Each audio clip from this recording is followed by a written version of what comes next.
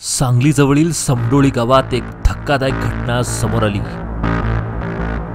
समडोळीत गटारीत आढळले स्त्री जातीचं मृत अर्भक। अर्भक आढळल्याने एकच खळबळ। सांगलीजवळील समडोळी गावात एक धक्कादायक घटना समोर आली असून चांदोली वसाहतीजवळ गटारीत स्त्री जातीचं मृत अर्भक आढळल्याने परिसरात मोठी खळबळ उडाली आहे। ही घटना उघडकीस येताच स्थानिक नागरिकांनी तात्काळ पोलिसांना कळवले। प्राथमिक माहितीनुसार चांदोली वसाहत परिसरातील गटारीमध्ये अर्भक मृतावस्थेत सापडलं। घटनेची माहिती मिळताच सांगली ग्रामीण पोलीस ठाण्याचे अधिकारी व कर्मचारी तात्काळ घटनास्थळी दाखल झाले। पोलिसांनी मृत अर्भक ताब्यात घेऊन पुढील तपास सुरू केला आहे।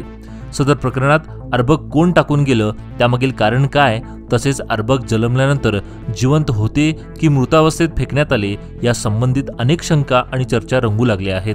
पोलिसांनी अर्भकाचं शवविच्छेदन करण्यासाठी ते शासकीय रुग्णालयात पाठवले असून शवविच्छेदन अहवालानंतर मृत्यूचं नेमकं कारण स्पष्ट होणार आहे।